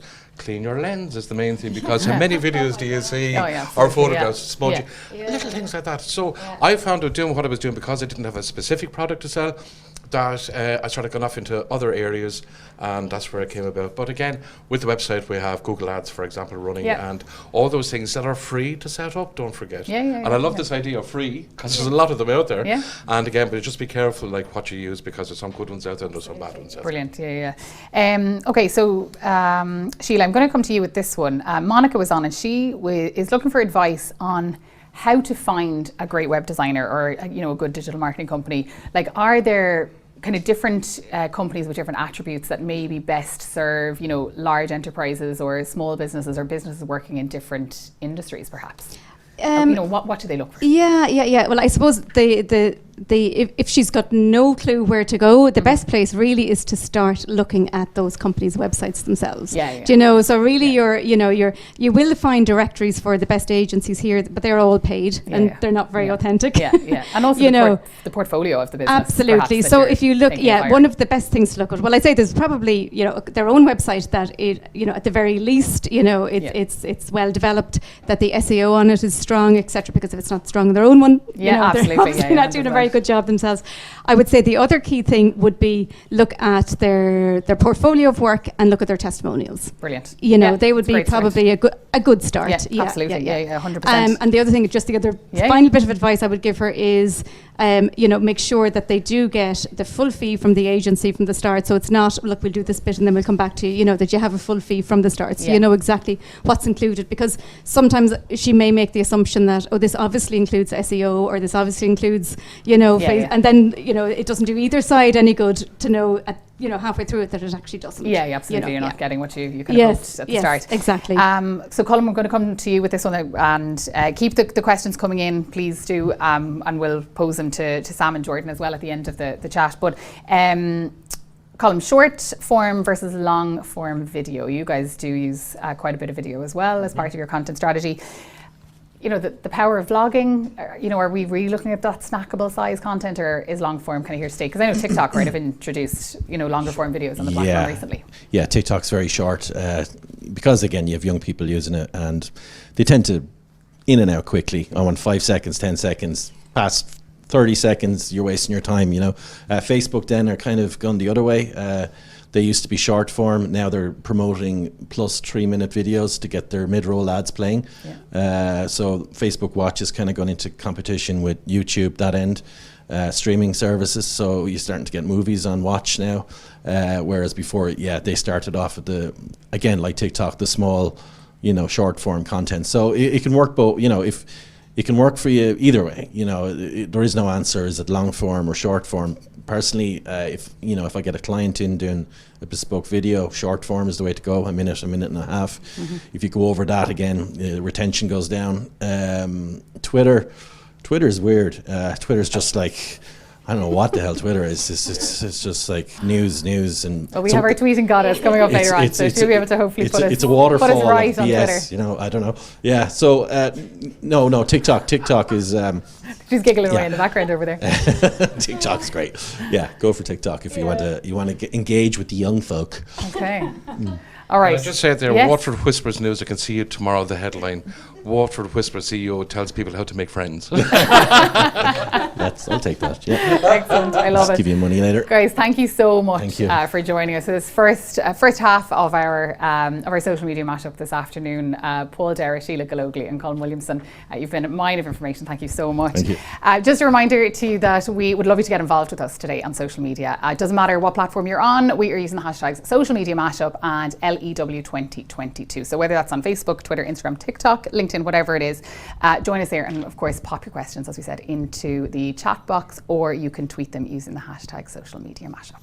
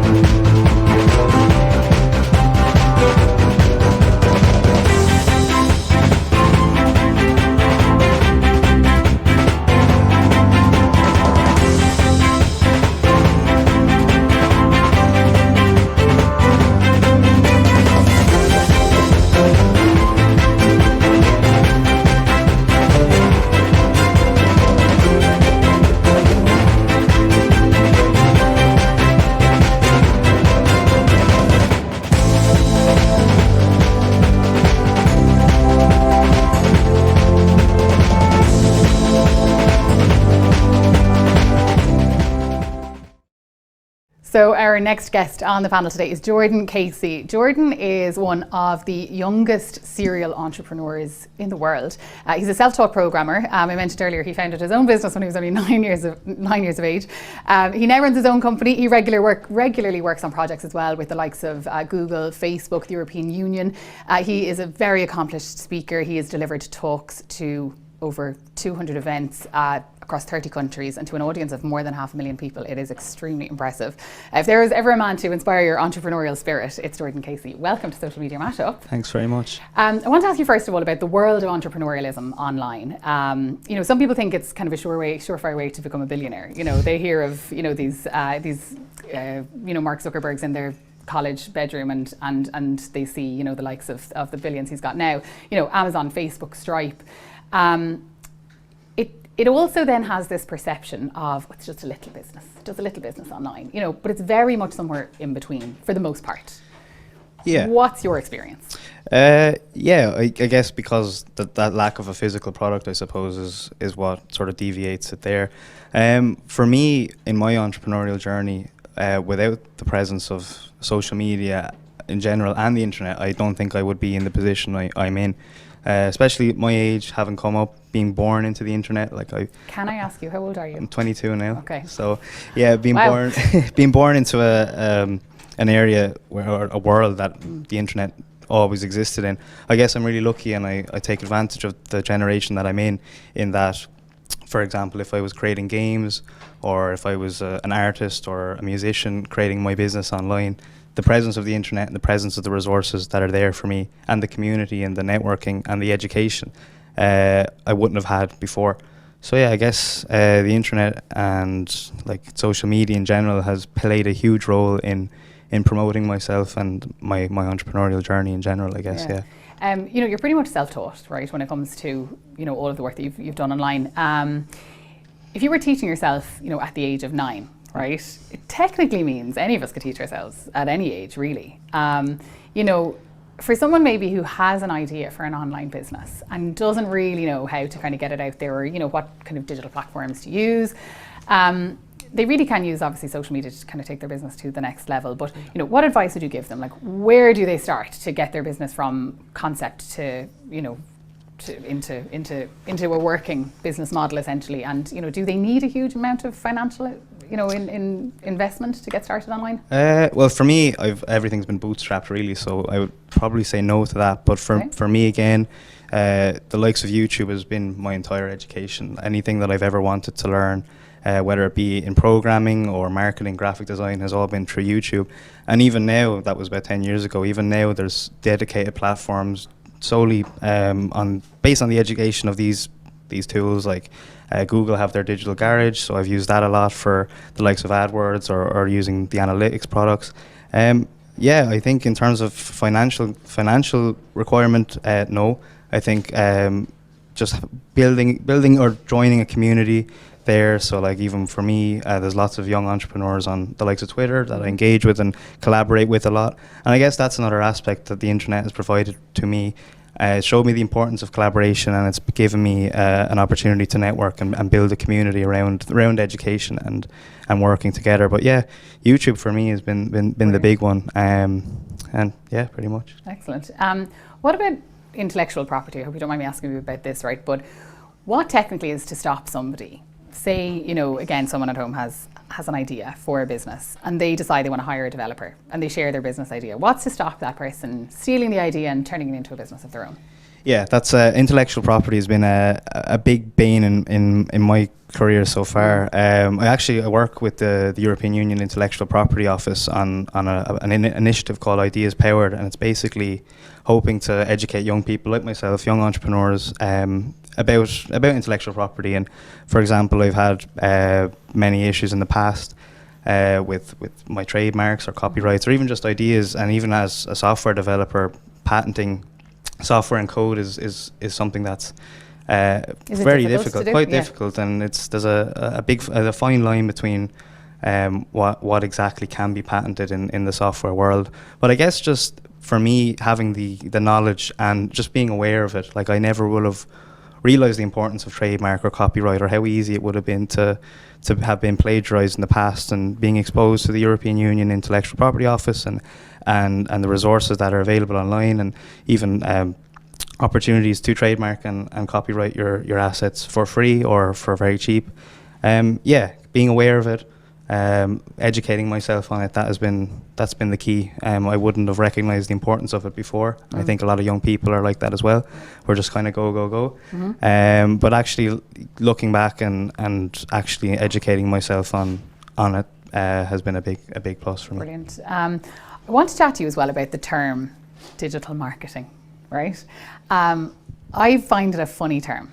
As somebody who has studied in the field and has worked in the field for over a decade now to an extent, some people think it's a one kind of a one avenue, a single avenue, or a one-stop solution to their all of their business problems, but it covers such a vast range of tasks, whether it's SEO or SEM or paid advertising or content marketing or remarketing or organic social media engagement. What is it that I suppose it can be intimidating, right, for a small business. What advice would you give a business on, where to start, and what's your advice on where they can begin? Yeah, that's a good point. I guess it is a very, very broad definition for digital marketing, and I guess the main sort of stigma or idea would, from my experience when I speak to potential clients, is usually just the likes of Google Ads or Facebook or a social media presence. But as you said, it covers a vast range of areas. I think the guys have discussed it. The importance of having a website and your own personal base is hugely important, I think. And even then, there's a huge amount of free resources there for creating your own website. Yeah. The likes of Wix and WordPress. So having your own presence, I think, is a great starting point. And then, a social media platform that tailors to your audience. Like, we're talking about a lot of different platforms today, the likes of Twitter, the likes of Facebook, which would probably target for an older audience, or even talking about TikTok, which would be for a younger audience. So I guess having your website, identifying where your target market are, and then obviously looking into SEO and SEM and your advertising. And there are, as the guys said, a huge amount of free resources there for that. The likes of SEM Rush or even Google Analytics, their tool is really, really powerful. But I think having a website is a huge base, understanding your audience, understanding the basics of how to find them. That's pretty much it. Okay, brilliant. When it comes to creating content then for social media, what do you think, maybe, because you mentioned some really good free tools there, what do you think are the best apps and tools for content creation and for social media management? And I'd like to hear what you think as well about the kind of the paid version, not necessarily the paid version versus the free version of an app, but Sheila mentioned earlier that there are, let's take Canva for example, right? Canva for Business, there's a charge with it. I pay for it. I recommend my clients pay for it. I think it's a fantastic tool. I'd love to know your take on what businesses should invest in and what maybe free tools are out there for them to use. Yeah, that's a good question as well. I guess I would be the same. I think Canva is a fantastic tool, and how intuitive it is for customers who might not have a background in graphic design to pick it up. There is obviously the free version. I would recommend the pro version there. From a website creation point of view, I think Wix is a really, really good, powerful tool for creating a website, very much drag and drop based. We have the likes of Squarespace as well. I guess any tool that I feel that a client can control and manage themselves is the best one. The likes of Google's tools as well, as I mentioned, Google Analytics, I would think is probably the most powerful analytics and statistical tool out there, and obviously very, very much free as well. Any tool that's intuitive, that's easy to use, I would recommend. For social media management, for example, I would recommend using later.com, I think. Obviously speaking about the seasonality of social media posts and planning and just spending that couple of hours to strategize your year is huge, and having the opportunity to schedule that with the likes of Later is great too. Most tools that I would use are free, but again, when I'm recommending a specific product, I base it all off how easy that it is to use. Brilliant. That's a really good piece of advice. If you kind of go on, and a lot of them will give you a free trial as well, right? So within that period of time, perhaps you can kind of jump online and try them. And if they are intuitive to use, if you do feel like you can navigate your way through them, you're probably going to get the value out of them, right? Yes. Okay, brilliant. Social media has, existed for kind of almost the entirety of your working life, right? Since you were 9. So you've seen a lot of trends come and go. But what do you think are maybe the future trends in social media? I was posing this question to Colm earlier. I'm curious to know what you think. Like, maybe are there particular trends that small businesses should kind of prepare themselves for? Yeah, like Colm said, I'm a huge advocate for TikTok and short form video, especially vertical and mobile first content. It's huge. You can even see that the likes of Facebook with their Reels or Google with YouTube Shorts, they're all bringing out very similar products. But I think the quick based nature, the snappy nature, and also the sort of amateur feel of that content is something that I really gravitate towards. Like, I work with a couple of brands on TikTok advertising, and it's so different from anything we've worked in before, where we're trying to sort of camouflage ourselves as organic content. So I think that's a huge trend. I'm also really interested in audio social media. I know there was a big push with the likes of Clubhouse last year, which didn't hugely take off as much as I would have thought. But the likes of Twitter Spaces as well is very big, and Discord as well have their own stage channels feature. So anything audio based is really interesting. As somebody with a background in radio, that speaks to my heart. Oh yeah, of course, yeah. I think anything as well. I follow a huge amount of people on Clubhouse, and seeing the communities that these individuals are building is really, really interesting. And it's also another trend that I see being utilised by brands is focusing on that engagement and the community aspect of their presence on social media. Yeah, brilliant. Yeah. And finally, I want to ask you about cryptocurrencies. E-commerce, it now kind of just tends to facilitate traditional card payments like, your Visa and your MasterCard or your Revolut, using the likes of Stripe or PayPal, integrated into the e-commerce page of a website. Do you think that small businesses need to start thinking about, accepting cryptocurrency, and, what way are we headed, do you think, or are we a while off yet? Yeah, I think we definitely are a little bit of a while off. Like I am really interested in the world of cryptocurrency and especially the technology that's built behind it, blockchain. I think it is going to revolutionize the way we operate in a lot of ways, not just from a financial point of view. I'm really interested in the space of NFTs as well, and ownership and how artists and even people like myself can protect ourselves with our assets by minting them as NFTs. But yeah, I think we are a whiles off from that. I still think we are in the very much the early stages of the likes of Bitcoin and cryptocurrencies. Like I talked to a couple of my friends who would be interested in that space as well, and they're all talking about how they wish they got into it 2 years ago, not realizing how much I believe it's in its infancy. I think it's definitely one to keep an eye on. I think as it becomes more and more prevalent, I think the companies that we mentioned, the likes of Stripe and Visa and MasterCard will start to implement methods for it, because it is quite niche right now, and there aren't a huge amount of resources there for small businesses to implement it. But definitely one I like to keep an eye on for sure. Okay, keep an eye on it, but don't be too intimidated by it just yet. I think is that what I take away. Okay, brilliant. You're so insightful. Thank you so much for helping us out today. If people want to find you online, do you have a website that you blog on? Do you use Twitter? Is TikTok where people should get to? Yeah, don't find me on TikTok. No, my personal Twitter, it's @CaseyGames still. That's where I started about 10 years ago. Yeah. And my website is thescene.com, scne.com. Perfect. Okay, well listen, Jordan, thank you so much for everything today. If you've got any questions for Jordan, of course, hit us up in the comment section on the call, or of course you can tweet them and use the hashtag #SocialMediaMashup, and we'll pose those questions to Jordan a little bit later on. So our final guest on the panel today is Samantha Kelly. Sam is an award-winning social media strategist. She is a trainer. She is an international speaker, a TEDx speaker. She has also founded the International Women's Inspire Network. She's been mentioned in the likes of Forbes magazine and many other global industry publications as well. And she has built her business online, and she has also used that platform to leverage other businesses and support other businesses and help them grow as well. Sam, thank you for joining us for our social media mashup here today.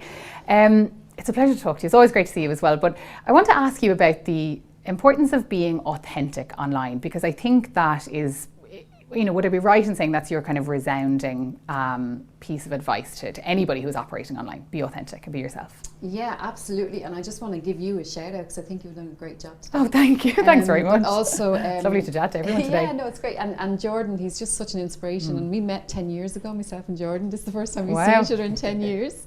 And he sat down with me once. You haven't changed today, but he has.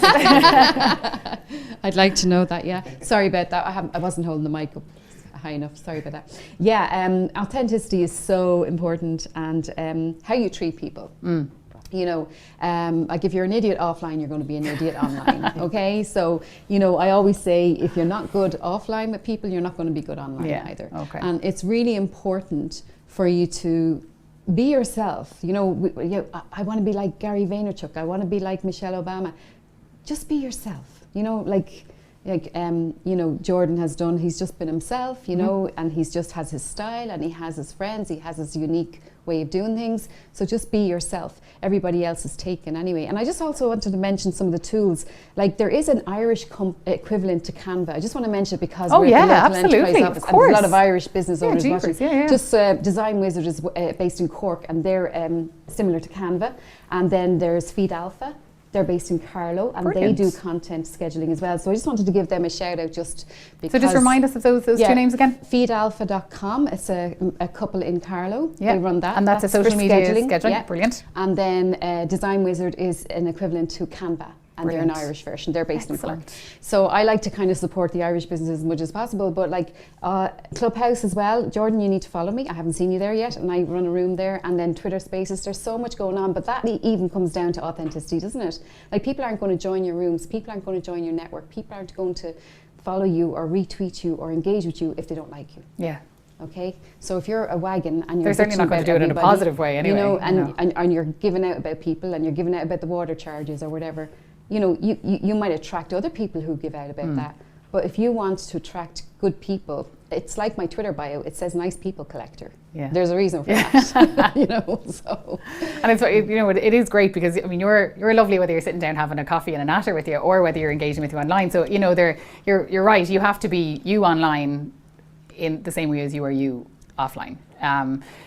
You've built really valuable relationships online as well, very much based on that ethos. Yeah. You know, just talk to me about the communities that you've built, because some are very informal, while others are a lot more formal, like the Women's Inspire Network.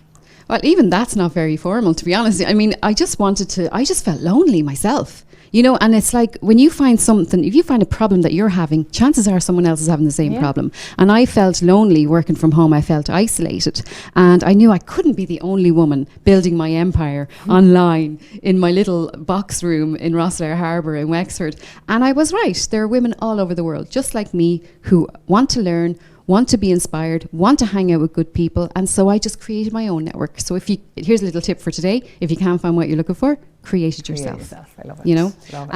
and it's just so true. And I created the Women's Inspire Network. I created a really engaged Twitter community, but that's only because I was lonely and I wanted to connect with people like me.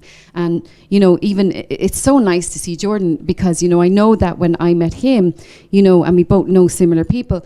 But, you know, it's so nice to see people shine. And when you celebrate other people shining, that really is a nice thing to do. Yeah. There are so many people that try and drag us down, and so many begrudgers out there. So anyone who's watching this, that, you know, tell me, just to, like, you know, when I started my business, you know, I was like, are you mad? What are you starting a business for? Are you crazy? Whereas, you know, even your family can be like that. Whereas if you hang out with other people who are in business, it makes more sense, and they understand your challenges and stuff. Yeah, you know? absolutely. Yeah. How did you get started? So you touched on there that you know you kind of got started online, I suppose, because you were lonely and you wanted to meet other like-minded people. But when did you become the tweeting goddess? Right, two kind of parts to this question. First of all, when did you realize you were an expert in your field, and when did you realize you had the confidence to tell everybody you were an expert in your field? Because they're two different things, right? They are two different things. Yeah, that's true. Well, I had a business called Funky Goddess. So some people might remember I was on Dragon's Den. It was a first period gift box for girls. So that was my first business. And the way I started marketing it on Twitter. And I barely had a Twitter account. I barely had a Facebook page. And I'm not tech savvy or anything like that. I just started building relationships. I didn't realize I was building relationships.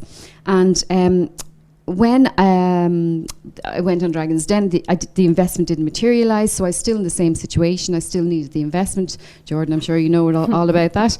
And so a customer bought it off me. And then one day, a local hotel in Wexford said, could you come in and help us with this Twitter thing? We don't understand it. So I went up and I showed them. They were like, oh, that's great. But would you do it for us? Because we just couldn't, we haven't got the time. Yeah. And so I said, okay, I'll do that. And then I went, I have a business, because they were willing to pay me. So if someone is willing to pay you for a service or a product, you have a business. Yeah. Okay. So I realized I had a new business, and I went, right, I better change my Twitter handle from Funky Goddess to something else. And that's where Tweeting Goddess was born. So that's how it started. Yeah. Talk to me about the difference then between sharing knowledge online and giving away your expertise for free. Oh, great question. Okay, well, I think it's really important to share knowledge online, because when you share knowledge, it shows that you are the go-to expert in your space. And when you are the go-to expert in your space, you get more opportunities like this one, okay, that I'm here today. And I'm very grateful to Jackie and the team for being here today. Thank you. Great job on the Twitter LEO Wexford, by the way. Oh no, Elio, Waterford. Sorry. Oh my God. That's okay. It's part of local expertise nationally anyway, so it doesn't matter. We're all over the country. See, there you go. I can't be perfect either. So, but great job. I was trying to give you a compliment. But yeah, it's about sharing knowledge. When you share knowledge, you get opportunities because people will see that you are the go-to expert in your space. And that's similar on Clubhouse and Twitter Spaces. You know, you will always know just by someone's voice and what they say, and if they can answer the question, whether they are actually an expert. And you know what? I didn't think I was an expert at all. It was only when people started calling me an expert that I went, oh, maybe I'm an expert. And you know, and then next thing you know, you can start charging more if you start getting listed on publications. The likes of Forbes, right? That has to have added massive value to your offering. Do you know, that was so, I'll tell you, that is actually, I have a story of how that happened. And how it happened was, I was at an event in San Diego. I was speaking at a conference, and a guy in the audience came up and said, could I get a selfie with you? And he had his book and he took a selfie with me. And then I kept in touch with him on Twitter. And then he said to me, actually, I'm writing an article. Would you mind sending me some of your top marketing tips? And I was like, yeah, sure. Yeah. And the next thing, it was in Forbes. And I was like, well, I didn't even know he wrote for Forbes. So this is what... And this comes back to being nice, right? This is what's important about treating everyone the same. From the receptionist to the cleaner to the doorman to it doesn't matter who you are. And that's why when I have conferences and events, there's no VIP table. It's like we all sit in the audience, we all hang out. Everyone is equal. And we've all been through enough crap this year for the past 2 years, or these past 2 years. And I think it's time, this is going to sort the men out from the boys. I think the people who were there through the pandemic, adding value, putting up content, helping others through the madness, they're the ones that are going to shine and stand out and do really well now. Yeah, brilliant. So for our audience today, you know, how can they establish themselves as an expert on Twitter? You know, what have you kind of 2 or 3 things you'd say, look, if you can do this, this and this, you're really going to elevate your status online and create that space for you as an expert?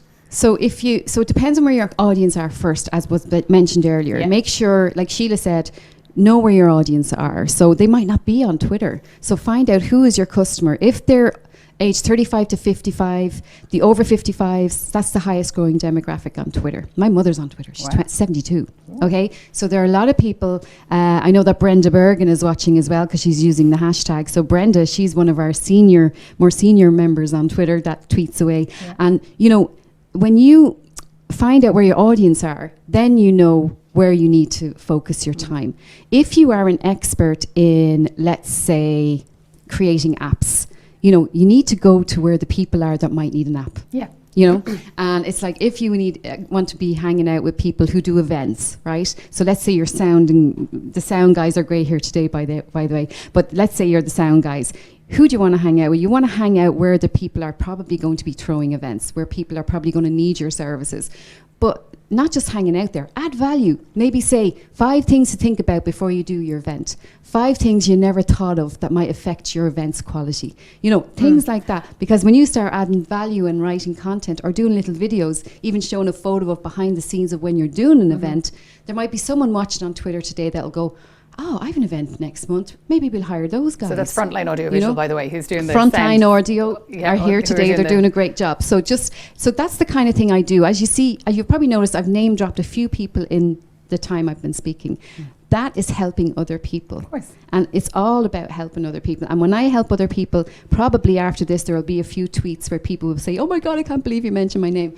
And that is how you build relationships, and you build know, like, and trust factor. And people buy from people they know, like, and trust. Yeah, absolutely. And I think understanding as well that, you know, people buy from people and businesses sell to people, even if you're business to business. And this is something I work with my clients on a lot as well, because some, you know, operate in the business to business space. There's still people running that business, so you still have to sell to people. Yes. You know, even if they are business people, they're still people. Sheila touched on this earlier as well, and I know it's something that you're, you know, a very big believer in. So we've kind of mentioned it: knowing your audience, knowing where they are. You know, from your experiences, how do you go about establishing that? How do you figure that out? How do you know, who your customers are, and how do you find out where they operate? Do you know what so many people say to me, and Jordan's nodding his head here, so many people say to me, but everyone's my customer. Everyone is not my customer even. My customer, it's a lady called Mary. She has her own business. She's probably feeling a bit isolated, wants to be around a supportive network, wants to raise her profile. So you have a kind of a customer avatar. You have a kind of a person made up in your head of who that ideal customer is. And also, I want to really get across today, the right customers. Get the right customers that will pay you and want your services and see the value that you're offering, because there are people that could be potential customers but they might not be able to pay for you. And then there is help in the local enterprise in Waterford. Well, in any of the like that, for any of the Leos, yeah. So there is help out there, but for anyone that really wants to find out where their audience are, sometimes you need to test it. Sometimes you say, right, okay, I'll put up a post on Facebook, I'll put the same post similar on Twitter, see which one gets the most engagement. Which one? Go to your Google Analytics. Jordan mentioned it as well. Go into your Google Analytics, see where is your traffic coming from, where are those sales coming from. Measure, measure, measure. There's no point in doing anything unless you're going to see, is this working for my business? If you find out most of your traffic's coming from TikTok, what do you need to do? You need to focus more on TikTok, and so it's really important to experiment, find out, do you know who your customers are? There's so many businesses don't even know who their customers are. Are there any kind of quick tips that you could give our viewers for, let's just say somebody is selling a lifestyle product and they know that they're, maybe targeting women in their 30s and 40s, right? Can they kind of hedge their bets that they will be on Facebook or Instagram or TikTok, without kind of saying, like, I have to go into my Google Analytics, because I know that there's people watching going, I don't know how to check my Google Analytics. True. Right. True. So, yeah. Are there bets that can be hedged? Well, if they're the age 35, it's a beauty product. If age 35, it's Jordan mentioned it, YouTube. Just go on YouTube and say, where should I be if my product is X? I'm sure it will be on YouTube. I mean, there are free videos there. But if I was going to be targeting my daughter, she's 22, okay? Her and her friends are on Instagram and they're on TikTok. If I want to target Mary, who is 50, like I'm 50, my age group, I need to be on Twitter. If I want to target journalists, I need to be on Twitter. If I want to target decision makers, CEOs, LinkedIn and Twitter. B2B. So, but it's about providing content that's going to resonate. We've mentioned it so many times. Use video, short form video. It can just be a simple video of, I did a video of a sunset once in Rosslare Harbour, and I put it on LinkedIn, and I got a client from that because he said, I saw your sunset video and I forgot, I meant to reach out to you. Brilliant. So you just don't know. Yeah. It's all about people. It's all about adding value and showing that you're the expert. Okay, brilliant. And the odd sunset video doesn't go straight. It doesn't go straight, right. But also kindness. Please don't underestimate the power. The power of kindness. Don't underestimate the power of kindness. I did a tweet during the pandemic and it went viral. It was the 10th of March and it was 7 p.m. It wasn't even a busy time on Twitter. This day last year? Yeah, no, 2020. Yeah, so it was the self-isolation hashtag, and it started a whole movement called Self-Isolation Help, and I ended up on the news. Wow. RT was in my box room filming me. Yeah. And like that was just from me putting out a tweet saying, could I help anybody? Yeah. So just don't underestimate the power of kindness and hope as well. Yeah. And okay, so I want to kind of transition from that, right, being nice and it being all about people, right, into, and I'm going to use a term now that I know some people are going to kind of nearly even roll their eyes at, right, but influencer marketing, and using influencers for your business, right? Yeah. I'm a big believer in every single person online, whether you have 10 followers or 100 followers or 10,000 followers or whatever it is, you in your own right are an influencer. Yep. Because those people are following you. Right? I agree. So the difference maybe between you've got your mega influencers with your thousands of followers and you've got your micro influencers who maybe is just Joe Blogs down the road, right? Yeah. How can maybe a small business embrace influencer marketing without having to think that, oh, I all of a sudden have to get the biggest name on the block? No, you don't. You know, because you don't have to do that, right? So, but how do they go about doing it? Or, would you have any nuggets of advice? I actually do get used by some brands for certain parts of marketing because they want community. Community is huge, and it's been mentioned several times today. Yeah. A community, if you have a community gives you power. One of my people I admire, Ted Rubin, says that a lot. And the reason is, if you have an engaged community, a small business, you've more power going into someone who has an engaged community. So someone, for example, if you sell gym gear, you're going to have more success going to someone who has a lot of followers, who goes to the gym, who has, or maybe has classes, does classes, someone like that who has a huge following, who are actually in that direct target market. But it could be 3,000 followers. They probably only have 3,000 followers. If they have an engaged audience and an engaged community, you have a much better chance of getting sales from the right people and future customers forever. Because don't forget the long-term value of one customer. You know, if you have the right customer they love what you do, they're probably going to buy from you again in a different way, whether that's a ticket for an event or your book when it comes out, all that kind of stuff. Yeah. So I would definitely influencer marketing. There is an influencer marketing agency, I know that, but even just if you ask people like you and me, people who are already doing it. But I think as well, you know, and I meant who the right person is, not to hire us. I meant who the right person is. Like if we want to get in front of loads of cool geeks that are like under... He's your man, right? He's your man. Exactly, Jordan. But I think as well, and I'd love to know what you think about this. You know, let's just say we have a small business and they know that Jane down the road is actually their ideal customer. Yeah. And Jane might not have any interest in doing social media influencing, right? Yeah. And she doesn't count herself as an influencer, but yet she is a lovely girl in the community who, you know, very much represents what your ideal customer base is. Yeah. Can a business just turn around to Jane and say, come here, I have a proposition for you. I know, you know, you might not do influencer-y stuff and you don't consider yourself an influencer, but could we partner up and maybe look at doing something, you know? Okay, so first of all, it's about the right approach. So definitely start by following Mary, let's say her name is. Follow Mary, start engaging with her content first, start building that relationship online, and then you say, look, is it possible to do a call? I have an idea that might interest you, and then ask her, and then reward the person though. Don't just give them free stuff, because you know it kind of undervalues what they're doing for you. So definitely pay them a fee, but you agree the fee and just say, look, we'd love to give you this, this and this if you could do this for us, because we and tell her why.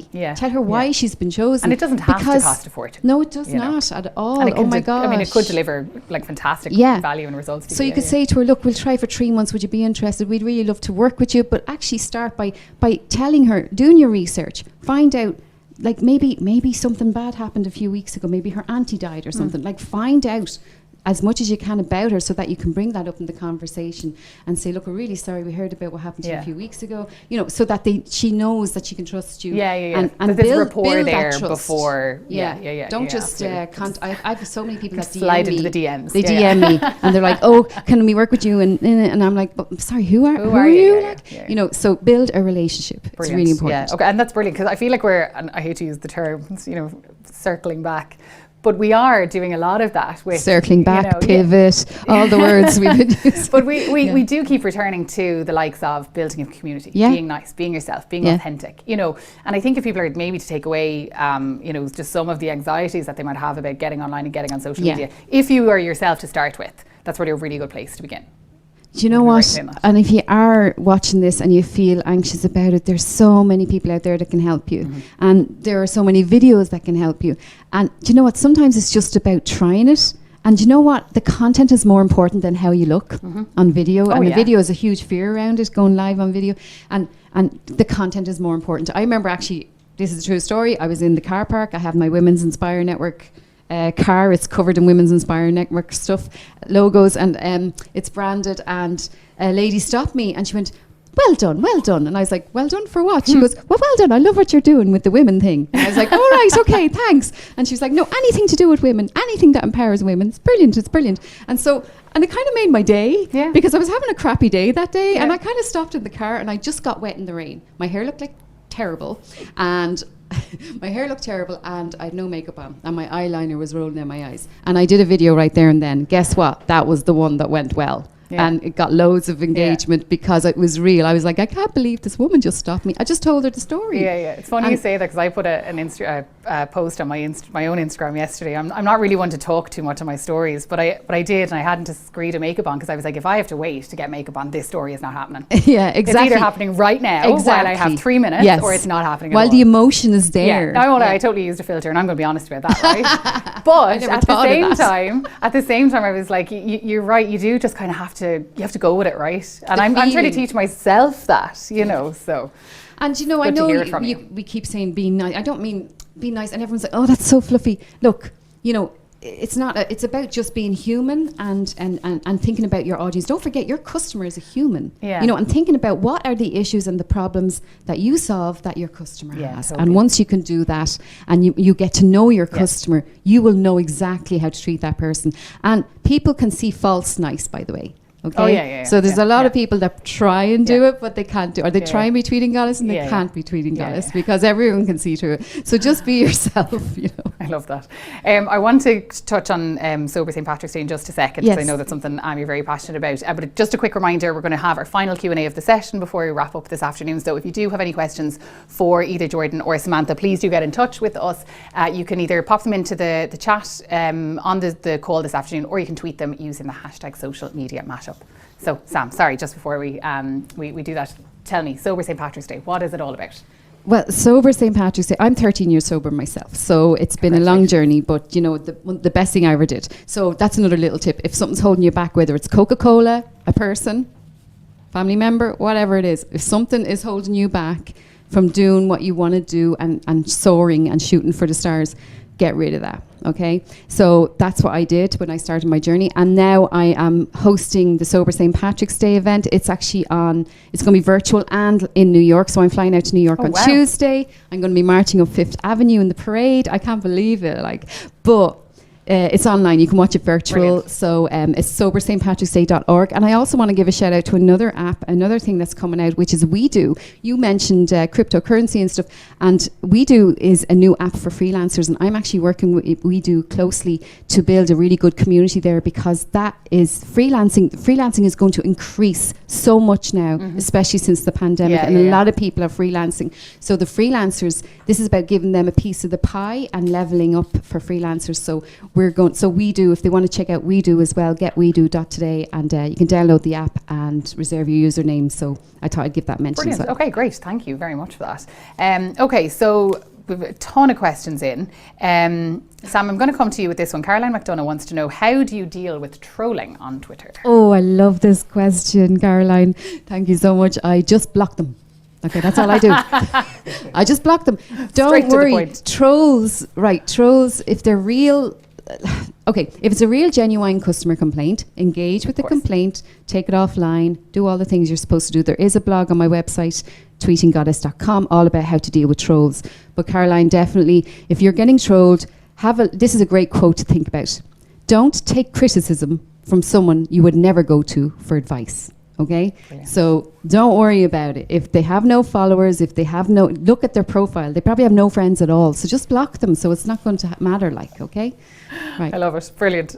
Jordan, this one's for you. You mentioned later.com. Is that just for Instagram, or has it got broader application as well? Oh yeah, much. I think it initially started as an Instagram scheduling tool, but Facebook, Twitter, they have a TikTok feature they launched last year, and I think LinkedIn as well. Yeah, so it's quite broad.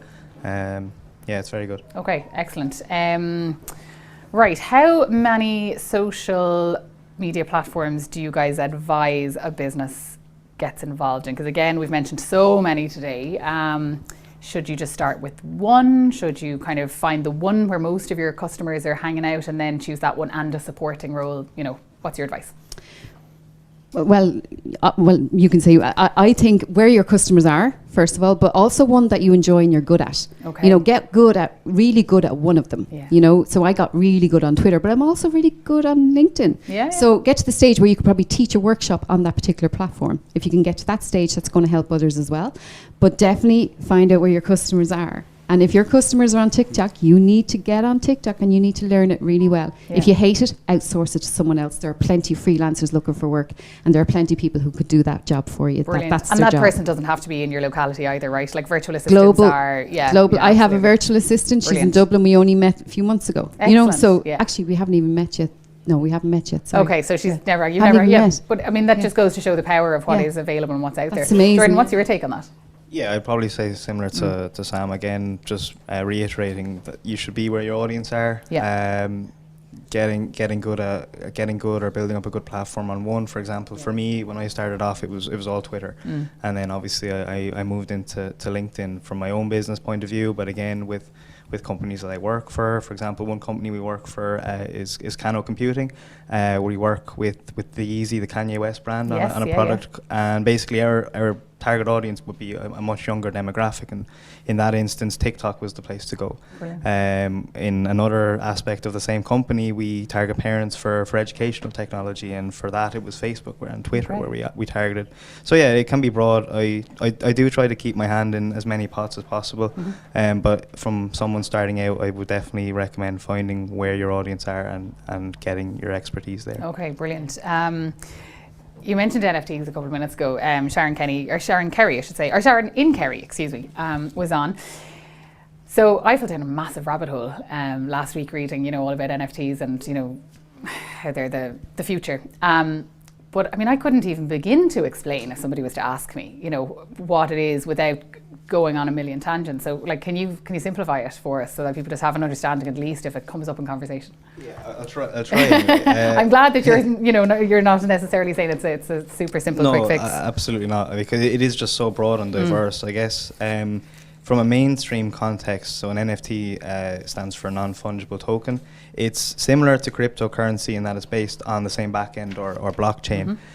But essentially the way it's being used now is as a means of ownership for different assets. So for example, pictures or art, a really popular one is like the Ape Yacht Club, and it's these pictures of gorillas that are like the cartoons, and they're worth like $300,000 in upwards, and it's just for that sort of sense of ownership. And I think it can be a little bit of a bubble in that context, but I think the idea of ownership and basically ownership for the likes of artists. For example, I spoke about the Easy product we're working on, and one area that we're looking at there is ownership for artists and musicians, and you're able to mint music as an NFT. So that sense of ownership, the likes of distribution, it's pretty cool. But in terms of the mainstream press it's getting now, I think it might be a little bit of a bubble, because the value is only set by the person who owns it. It's hard to explain, I guess. Do you know what? I'm glad that it's hard to explain, right? I still have no idea what it's about. So I mean, I think I could have gone as far as non-fungible token and then something to do with art online. Right? That's as much as you probably would have gotten out of me for that. Sam, one of our viewers has been on, right, to say that, so they're running art classes, and they've been told that the people who want to take up their art classes, who are predominantly maybe 60 plus, don't use Facebook. What should they use? Is Twitter where they should go?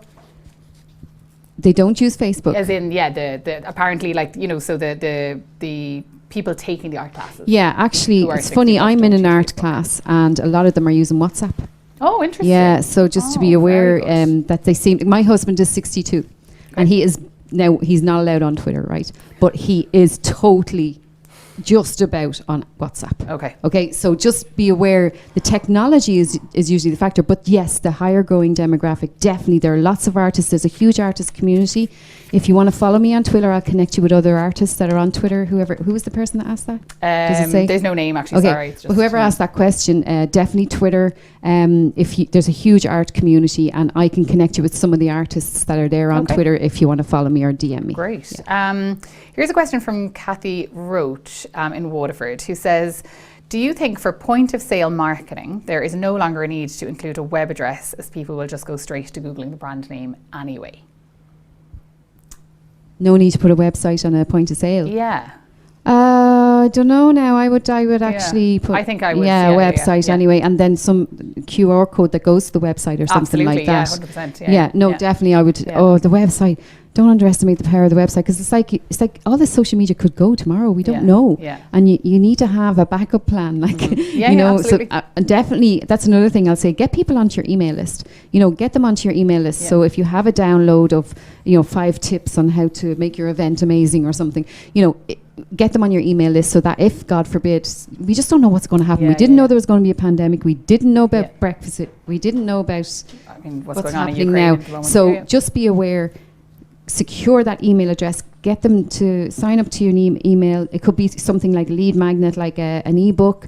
I have an ebook, Beginner's Guide for Twitter, and then you have their email address. God forbid if anything goes wrong. Yeah, brilliant. Even if I could just add to that as well, please. I definitely would recommend including your web address there. I think any opportunity to send your customers direct is perfect. I guess there is a percentage that are going to organically search for it anyway, But even at that, you're leaving yourself slightly susceptible to competitors bidding on your ad space. Your SEO mightn't be as high as you want it to be. So yeah, keeping a direct source there is very important. Yeah, brilliant.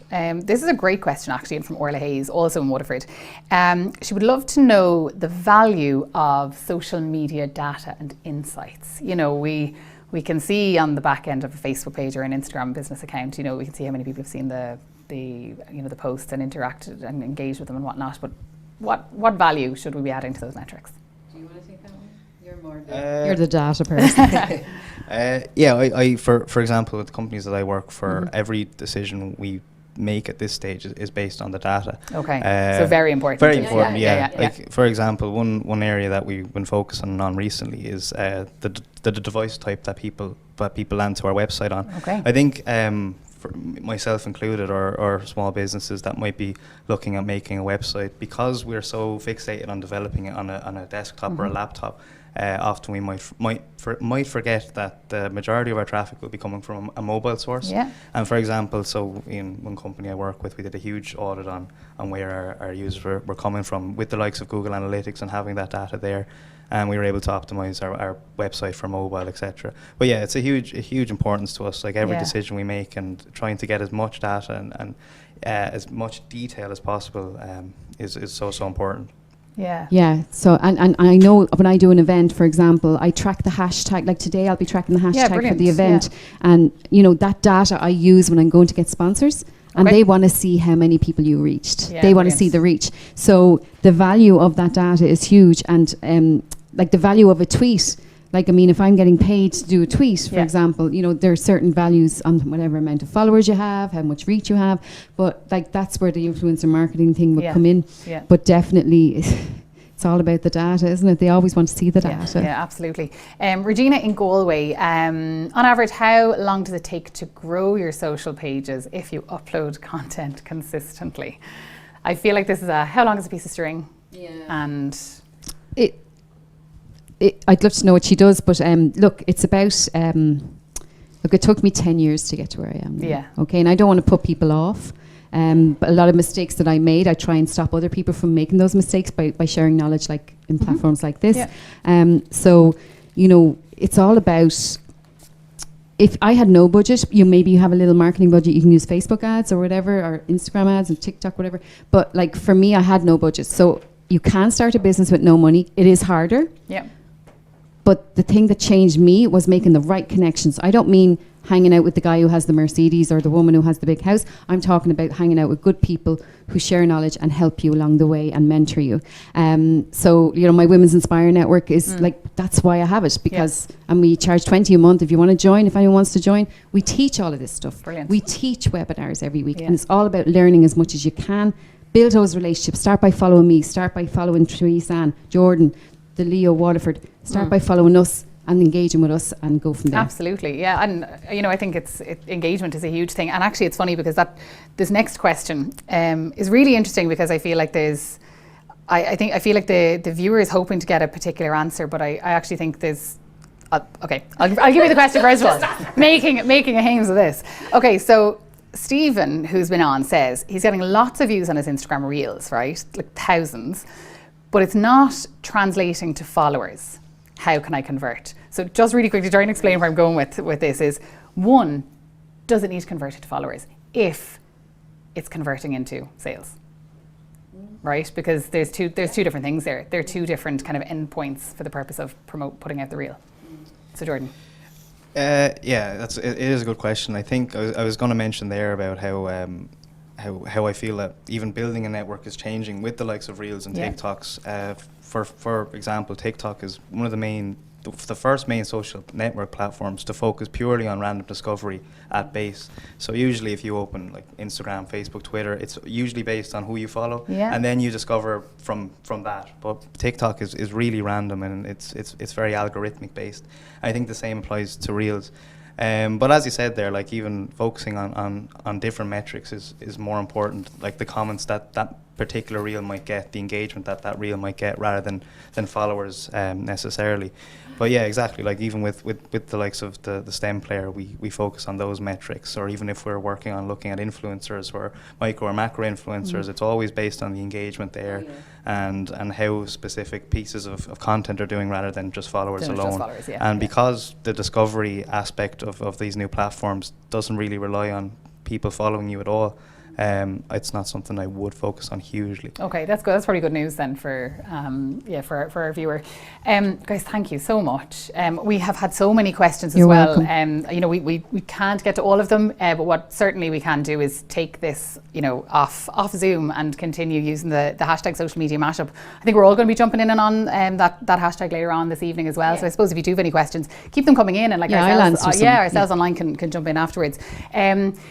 Thank you again. As I said, it's been a really, really great day. Just before we let you go, I just want to pass you over for a brief minute to Waterford Local Enterprise Office's Head of Enterprise, Richie Walsh.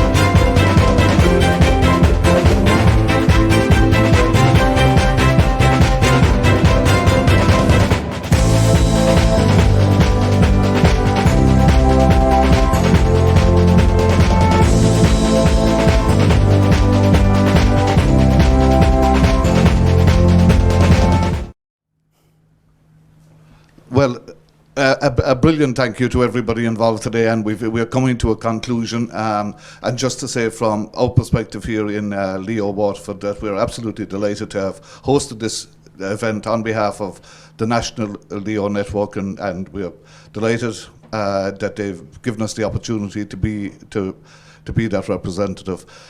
Just a few observations, if I may, on the strength of what has happened here. A few things that struck me, I think, more than anything else, is that the first one is social media, and I take it as being a singular noun, a concept, if you like, rather than a series of platforms. First and foremost, you may love it, you may hate it, but you may certainly not ignore it, is one thing that I would absolutely say. The second thing is, and I think it's desperately important for all businesses, but particularly small ones, is to realise that social media, the same as all other resources, is a tool. It's a tool to be managed, it's a tool to be controlled by you, and not a tool that controls you, or that indeed enslaves you. So it's very important for you to take control of that. The third and final general point that I will make is that it's desperately important that you be circumspect as a business owner about the way you approach things. Be judicious, be skilled, I would suggest, and be reasonable. Do not overstretch yourself. The simple truth of it is that there are plenty of opportunities and supports out there. Go out, seek them. Get training, get mentoring, get funding, get digitization vouchers or whatever else they might be. But really make yourself capable in-house and be judicious about what you could do, and more importantly perhaps what you cannot do. But don't forget, social media is not going away. In whatever form it might shape us over the next number of years, it is there. It is a critical part of your business. Make sure that it works. So as a finality then, might I suggest that it's desperately important that we thank a few critical people here today. First and foremost, Frontline Media were our technical partners here who've done an excellent job, and thank you to those. In particular, word of thanks to our host here today, hostess if you want to have the gender element, to Therese-Anne, who's done a wonderfully professional job on the whole thing and really engaged the participants. And finally, might I say, a special word of thanks to our venue, which is the Tower Hotel here in Waterford, with the wonderful background of the quays in Waterford and indeed of Reginald's Tower. Just as a final statement, Waterford very recently was voted best place to live in Ireland. We're very proud of that. We would suggest that you visit it. We would also suggest you visit places like your local enterprise office. There is a plethora of supports there that will help you along your journey. So from here on, whether we've good things or not, we're not going to shout them out to the wind, because as Colin would say, we're going to whisper them. And we're going to let the winds of social media take them onwards, outwards, and indeed upwards. So thanks a million for being with us, and in the meantime, up to date. Thank you very much, Richie. It has been a pleasure to anchor the social media mashup as part of Local Enterprise Week 2022. And of course, a huge thanks again to our panellists, Paul Dower, Sheila Galogly, Colin Williamson, Jordan Casey and Samantha Kelly. And of course, a huge thank you to you as well for joining us at home. We also want to remind you that there are 31 local enterprise offices right across the country, and they are only more than willing to help you out and to help you grow your business and get business moving as well. So again, a big thank you from all of us here at the Tower Hotel. Continue using the hashtag social media mashup and stay safe. Good evening.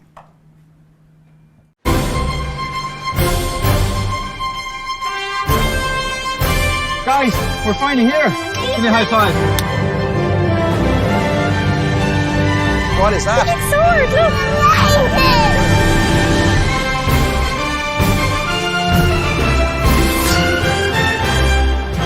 guys, are you looking forward to going to the beach? Yeah!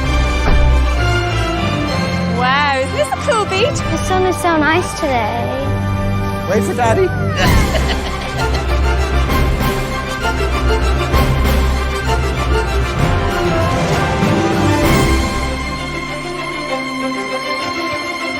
We go up and have a look? Yeah. Do you know what mountains these are? Cumra. Cumra.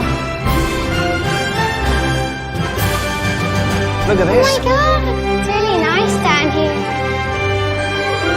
It's like a sea of daffodils. How does it smell?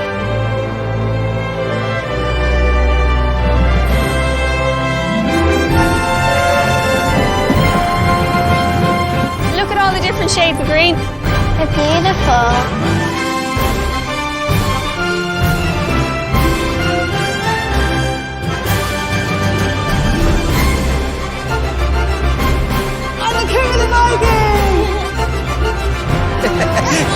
Did they not get me?